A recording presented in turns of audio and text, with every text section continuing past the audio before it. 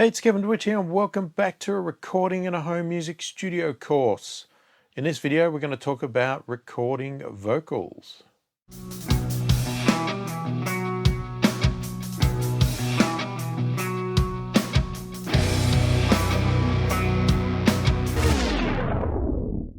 So recording vocals, unless you are creating instrumental songs like me or other people, etc., vocals is probably one of the most critical items in your song. It's what everybody listens for in a song.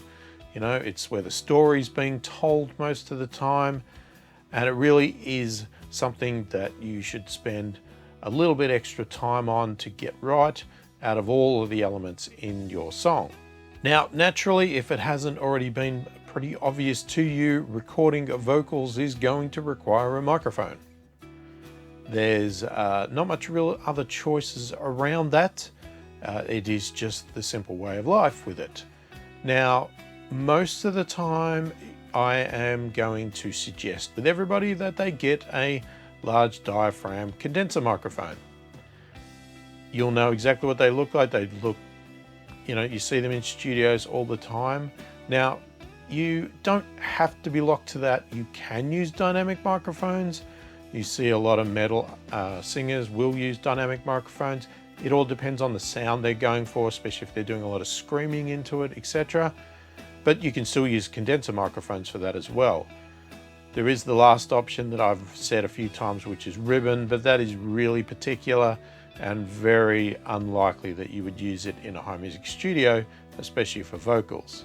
So as with every other technique that we've used that requires a microphone and some sort of acoustic element, which your voice is one of those things, we need to get our microphone in a correct placement, correct location in a room, have some acoustic treatment around it, that sort of thing, and plug it into our audio interface, just like any other microphone.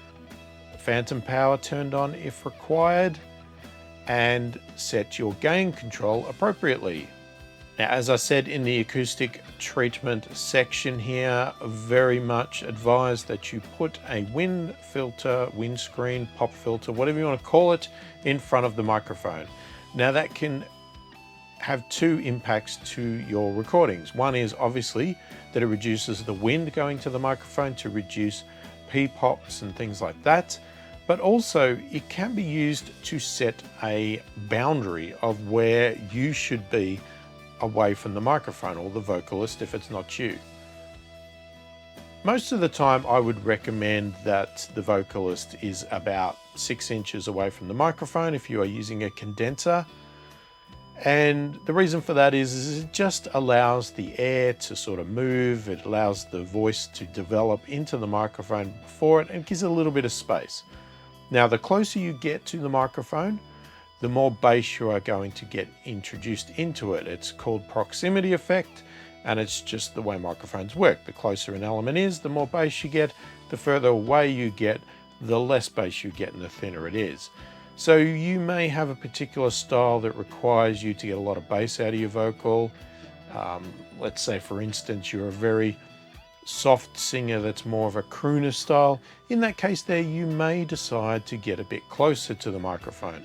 But majority of singers, I would say, you know, 6 inches away is probably a good ballpark. And having that windscreen already set at that distance allows the singer to sort of be up front right on the windscreen, but they've still got that separation from the microphone. If you don't have that windscreen, temptation is they'll go straight to the microphone, especially if there's someone that is used to singing live, where you are using dynamic microphones that are specifically designed for live performances, where it eliminates all the sound around you and really has to be put close to your mouth to get the sound into it and projected. Now, one common thing that I've noticed with a lot of vocal recordings that I get sent to me when I'm mixing and stuff like that is background noise and you know, bumps, noises, and even music, and potentially the click track coming through the microphone. So if it isn't obvious already, because you're using a microphone, you don't want the music playing in your room. So if you are recording your vocals to music, which probably most of you are, unless you're an extremely talented singer who can just sing the entire song off without any backing track, you're mostly going to be singing to the music that you've already recorded. And as I said, if it's not obvious, you don't want that playing through speakers in the room, because what happens is obvious. The microphone is going to be recording that music at the same time it records your vocals. Now you might say, yeah, but what's the problem with that? Okay, it's going to be blended in with the music anyway. And technically, yes, you're right, it is. But the thing is that if we're going to be able to do a lot of processing on the vocals, cleaning up, auto-tune, whatever we're doing, you know, some tuning if it's not auto-tune, we're doing a lot of compression, EQ changes, if we're putting any delays, reverbs, etc. on there, if you have music in the background, it all gets applied to that music as well, and it's going to make your options of how you can process your vocals a lot harder. And if you do go to process your vocals the way you want to, you may find that the music starts to sound terrible, because the music that's bled into your vocal mic is suddenly being processed in weird ways that's impacting on the actual rest of the instrument tracks. Now, obviously, we don't want the click track in the recording, because that is not musical and it's annoying. So the best suggestion, obviously, the music needs to be played out headphones. Now, again, I recommend the use of closed back headphones, because having them closed back means that very little sound leaks out of them. Whereas something like open back headphones, if you've been around anybody wearing open back headphones, it leaks a lot of sound out. That's why they breathe so well and they represent bass and everything a lot better, because they just have that openness to them and sound comes out. That is going to leak into the microphone as well. So this is where click track, etc. is going to get in your microphone with open back headphones. And I do hear that a lot in recordings that get sent to me. So I always recommend that you have a set of closed back headphones, even if they're just a cheap pair that you just put on so that you can do your singing to it, and they don't need to be sort of mixing grade quality, but they're going to eliminate most of the noise, most of the music, most of the click track from coming out of those headphones and getting into our microphone. Now, as with other noises that come into the microphone, we don't want to be bumping the stand. We don't want to be shuffling papers around while we're singing, anything like that. You know, obviously you want to give your best performance, but you just need to be aware of your surroundings and not be kicking things and bumping things at the same time. And as I said, not shuffling papers. If you've got your lyrics written down, it might be better to have it on an iPad or something like that, that you can have there, and a lot quieter than paper, or at least put it on a stand so you're not touching it and shuffling it around. If you do need to pause between takes, make sure that you stand, so say finish your phrase and then stand for a minute, be quiet. All right, if you, for instance, if you go and sing a note and you go la, and then you start talking straight away like I just did,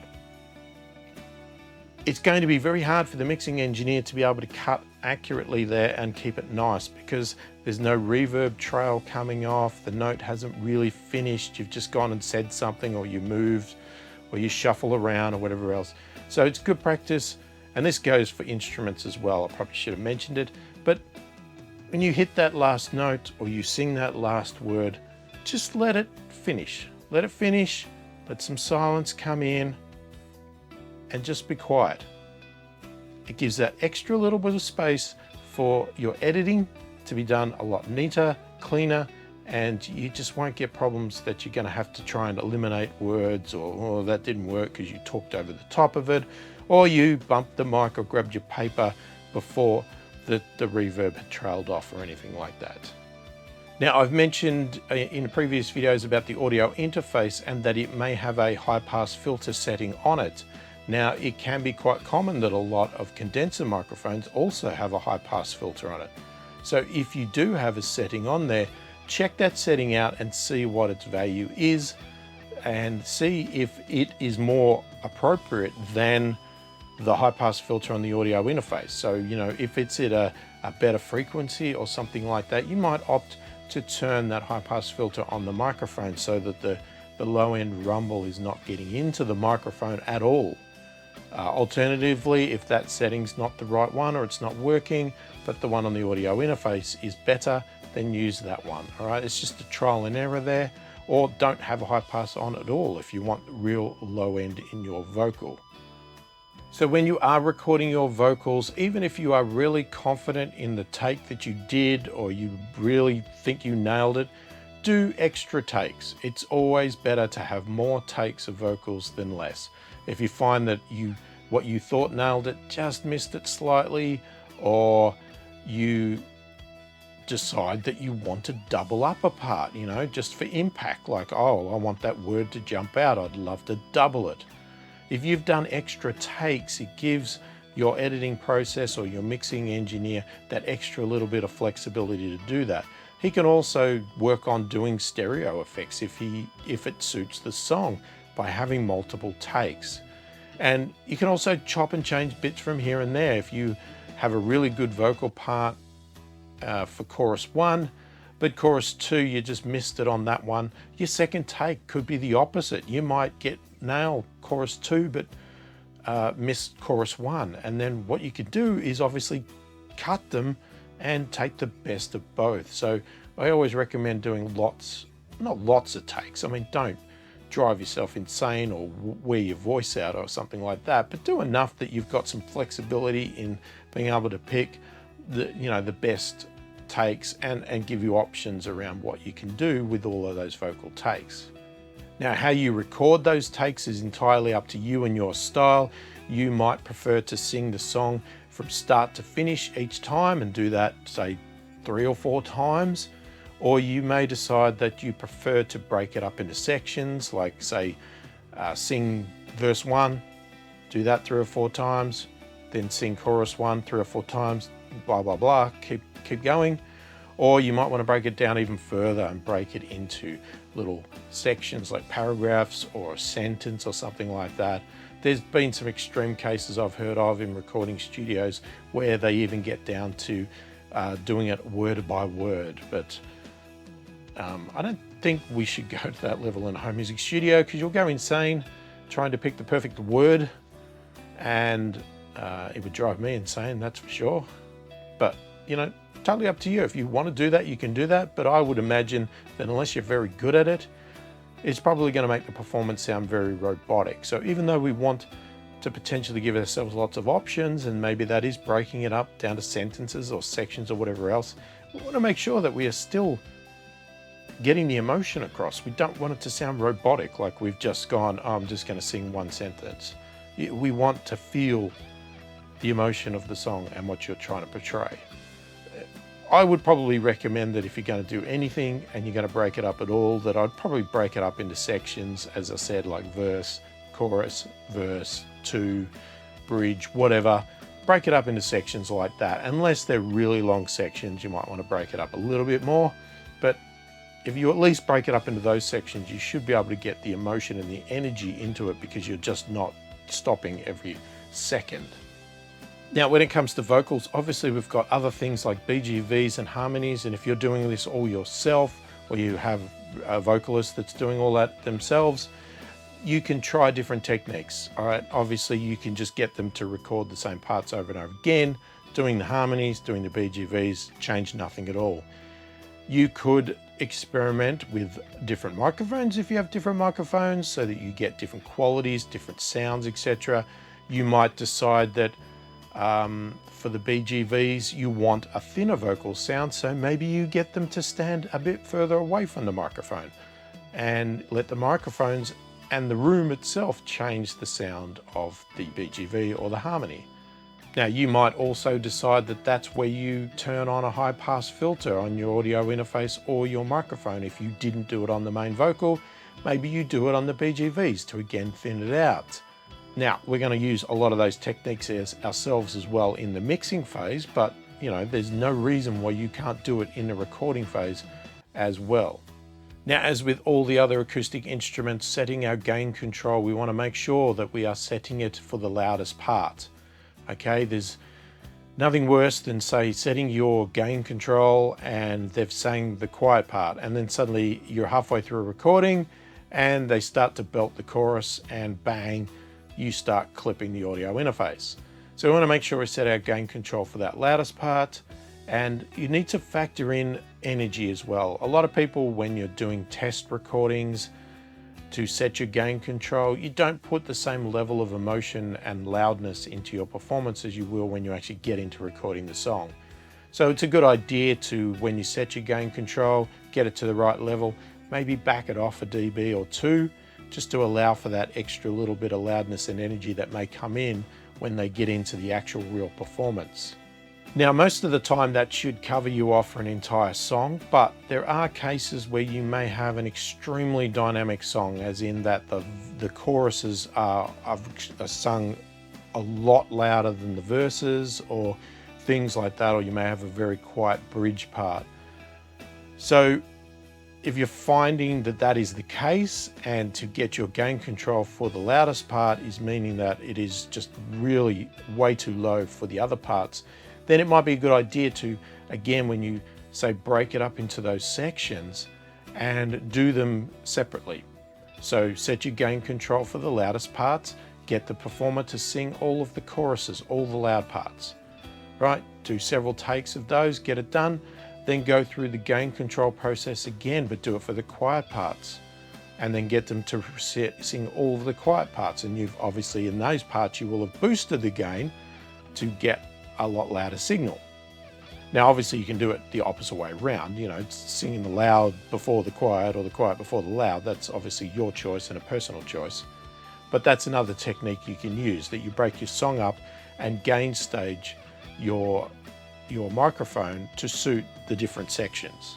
All right, so I'm going to give some examples of setting up the microphone, etc., placement, all of that sort of stuff. Okay, so when we're doing some vocals, obviously what we need is a microphone. So I have a condenser microphone here. We're just going to do some talking examples, and I'll do one through a dynamic as well, just to show you sort of the difference and get some sounds. We'll also do some other sort of tests too, with and without pop filters, that sort of thing.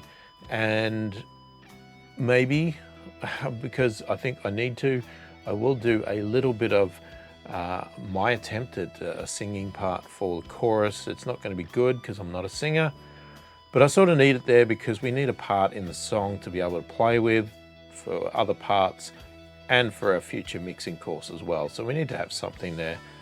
And unfortunately, I don't have any other singers, so I'm going to have to do it myself, which is going to be horrible. So I apologize in advance, but we'll just run through this now. So obviously we need to connect up our microphone, and I've got it on a stand. I'm sitting down. Normally we would probably be standing up, but just for convenience of the video recording here, it's just easier to be sitting down for this.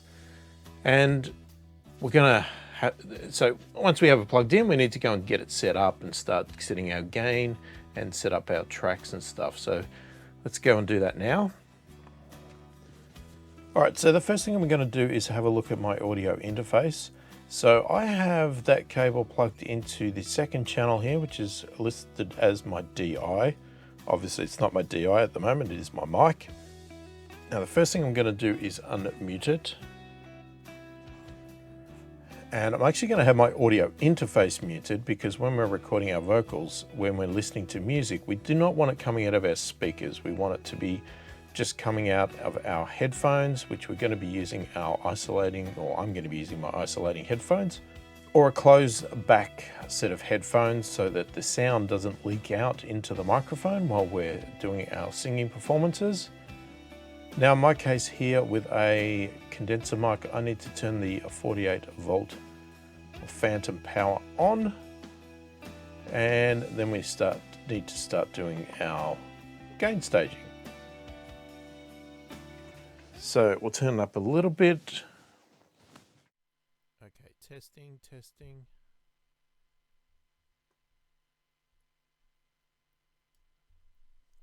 All right, this is a test. I'm just gonna put my headphones on.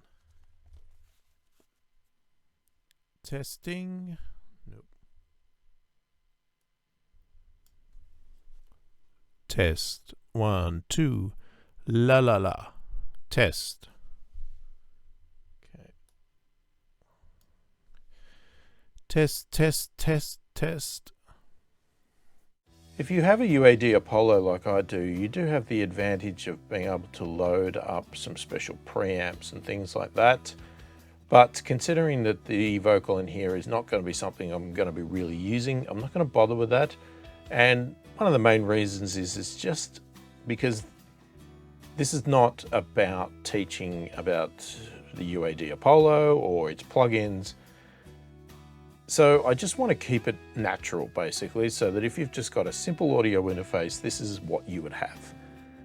Now we have a high pass filter here, which I'm going to, again, test. So we're going to do examples with that on. Plus on my microphone itself, we also have it. So we'll do a test of both of those. So we may as well do that now. All right, so I'll put my headphones on so I can hear what I'm doing. Some of the talking you hear me doing is going to be through my lav mic, and some of it will be through the microphone.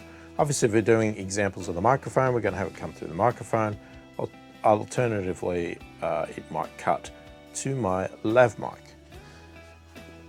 So we're just gonna, I'll bring the mic forward a bit. Now at the moment, I've got no high pass on the mic, I've got no high pass on the audio interface. So there's a few examples I wanted to give about recording with a microphone, okay? Now, obviously we got our microphone, and where we place ourselves in front of this microphone can be critical as well. So if we are talking and we're back here, we're obviously getting distance away from the mic, so it's not going to be as loud, but it may sound a little bit more natural as well. Now, the closer you get to a microphone, something like proximity effect comes in, and what happens is you get a lot more bass and boom in your voice, which could be something you want depending on the voice you have or the type of singing you're doing, but then it can also be overwhelming, so it can be just, you know, no good that you've got to then cut it out. So as an example, if I come in closer, not only will it get louder, but you'll hear that it starts to get a lot more boomier, right? And then starts to have that real bass effect there. And I'll try and level this out in the recording, but then you might come back here and it'll sound a bit more natural and a little bit more realistic. Now we also need to check our gain at the appropriate place, but I just want to try a few things here. So I'm just going to sort of get to this position here. You know, I'm about a hand away from it at the moment. Now I'm going to turn the high pass on. So I'll just turn the high pass on the microphone.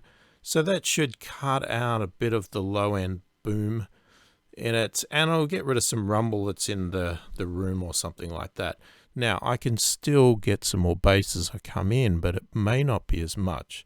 Now if I'm in this close and I turn it off, you can hear how much bass that cut out, right? Because that's now off and the high pass is now on. So it depends the sound you're going to go for and the voice that you have. So I'm just going to turn it off just to keep it the way it is. Now the other one is obviously to do it on the audio interface. So again, if I was talking like this and I've got that sort of boominess going,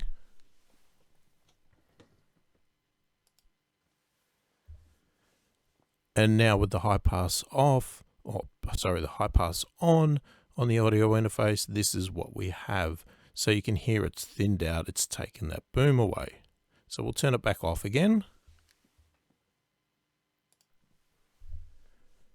Okay, so that's back off again. You can hear the bass there. All right, but I obviously don't suggest that you get that close to a mic for several reasons. One is that you get that extra boom that you don't need, and two, you're going to get a lot of air blasting into the microphone. Now the only exception to that may be is if you're doing sort of a whispering part or something like that, then you may want to get in close. You know, for example, if I was I just do a whispering part back here, but if I get up here and do a whispering part, then you get that part. Right, now that probably sounded a bit creepy, so sorry about that, but it was just an example. If you're doing a part like that, then it might be appropriate to get closer up, but I would still look at putting a windscreen or pop filter on there, and we'll talk about that now while we're doing this.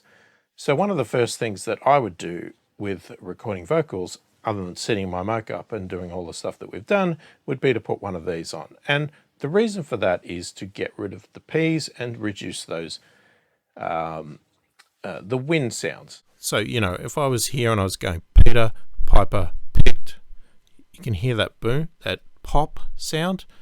Now, if I had one of these in front, Peter, Piper, picked, Peter, Piper, picked, Peter, Piper, picked, Peter, Piper, picked.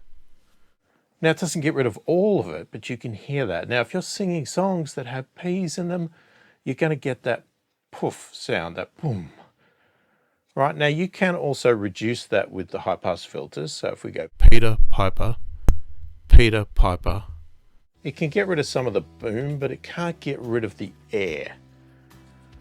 So we definitely want to put one of these on. Now, the other advantage to having one of these on is that can also be used, if you had a long enough one, to set the distance from the mic that you want the singer to be at. Now, in my case here, this one's fairly short, but if I had it a bit longer, you could set how far you're away so that if you had an artist that liked to be up against the cloth, it wouldn't be a big problem if it's far enough away from the mic. So if you want them back here, if you had the filter here, then they won't feel the need to get closer because it's in their way. Okay, so now that we've got this here, not only are we getting our air out, it's giving us our distance, and we can feel like we're, you know, close to the mic. It gives us the feeling that we're close enough to the mic without us actually being right on the mic, right? So it benefits in that way as well. So that's number one thing I would always put on for vocals is one of these, okay? A windscreen or a pop filter. Now, the other thing we can talk about is treatment. Now, we can have an isolating booth, a proper one, or as I've shown in other videos, we could use my sort of really rough hack version that we could place on here. But I also have my wheeling gobos. Now, in this case here, we could do it two ways. We could have these behind us or sort of on the side, depending on how we're positioned in our room. We could have this one on the front here. Alternatively, if you didn't want to use this or you didn't have one of these, but you had these, we could actually set this up in a way that the mic was actually was sitting in front of these, and we sing into this, and we could put this in a shape that sort of surrounds the front of us, and then we're singing into that. Maybe you set up something behind you with a big thick blanket or whatever you can get your hands on to get the reflections off the back, okay? Now, I don't have that sort of setup, so I'm not sure which one I'm gonna go for. To give you some examples here, we'll try a few things, okay? So obviously I've shown you an example here of why a pop filter is a great idea and why you should be using one. The other one we're going to do is compare the two mics, so the condenser and the dynamic, just to give you another example of different sound and, you know, show that you could use either. And then we'll do an example of the room treatment there, and then what we'll do is just record our performance there and go with that. Now, as I said, good idea to have these headphones on. That's another example I can show you as well, which I will do. Because I've got a set of open back headphones, and I'll show you the difference between having the click going with these near the mic compared to the click going with the other ones. So we'll do that as an example as well. So first off, let's start off with doing a comparison of our microphones. So before we do the examples, what I want to do is just do a quick setup of our Cubase track here, because we're going to do some sort of talking recordings within Cubase, and so we can refer to them, so I can show you the examples and flick between them. So we'll go and do that now, because we've obviously got the mic working, we've got a gain staged, etc., and we'll just run through now the actual setting up of the track and getting it ready for recording. All right, so we're over in Cubase now, and what we're going to do is we're going to add a track, and It's exactly the same as any other microphone setup we've done before. It is an audio interface. We need to pick our input for our mic, which in this case is DI. It's mono because it is a microphone. And we're going to set it to our Vox bus. And we'll just call it vocals.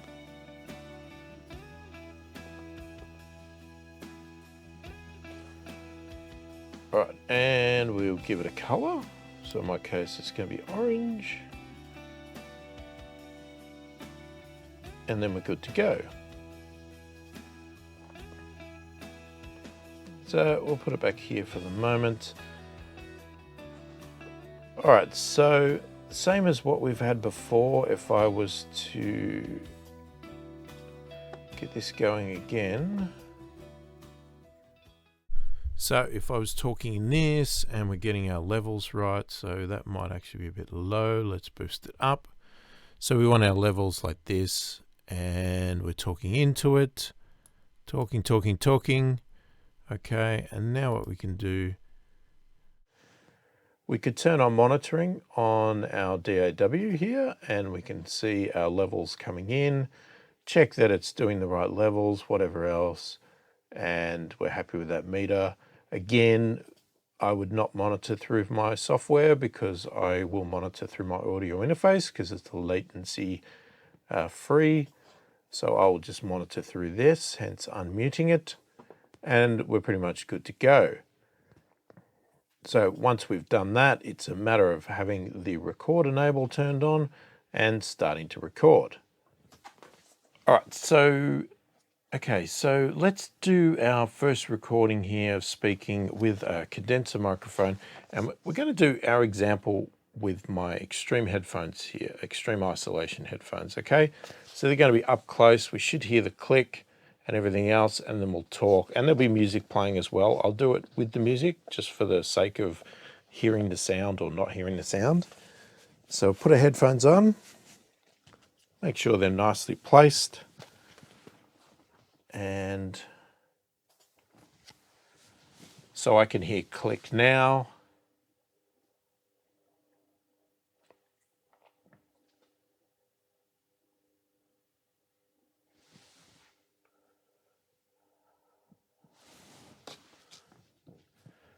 Okay, I'm just going to move it on to a part where most of the music is there, just so we get the full impact of the music playing through the headphones. So we'll do that again.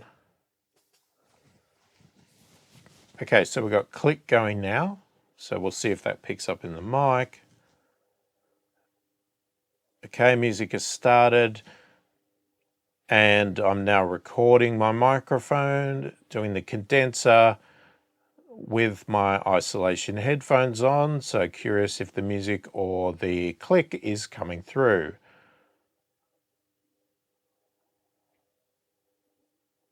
Okay, I just stopped talking for a minute to see if that gets picked up. And we'll stop it there. All right, so I just set up a new version, and now what we'll do is I'll go and get the other headphones, and we'll do that again with the open back headphones this time. All right, we've got our open back headphones here. All right, so you can see very open back there. So now we'll put those on and we'll do the same thing again, and we'll see what happens. Okay, so click is going now, and I'm talking, obviously. Okay, the music started, still got the click, and I'm talking, so we'll see if there's any bleed from these headphones.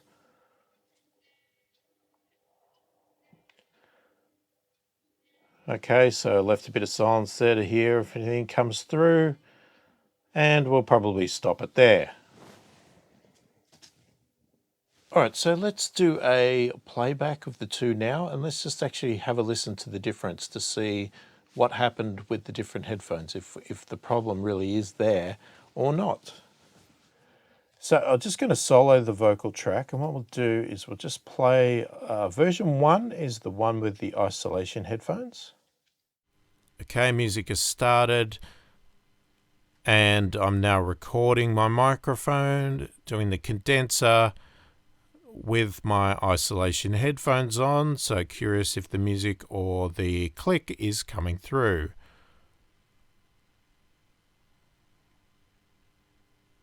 Okay, I just stopped talking for a minute to see if that gets picked up.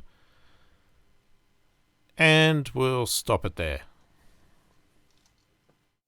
Okay, so that was pretty clean. I didn't hear anything. Now let's have a look at the next one with the open back headphones. Okay, the music started, still got the click, and I'm talking, so we'll see if there's any bleed from these headphones.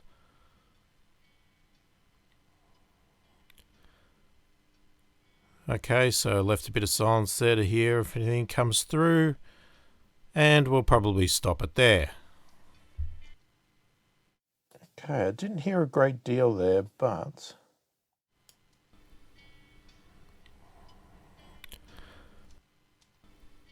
yeah, it's pretty subtle. You can hear it, but maybe I don't have the music loud enough.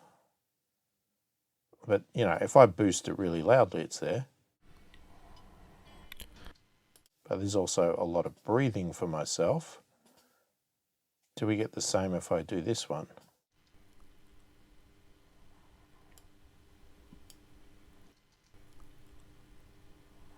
So you can hear there that is really silent when, even if I boost that one. So it's subtle, but it is there. Okay, so hopefully that gives you a little bit of an example there of that.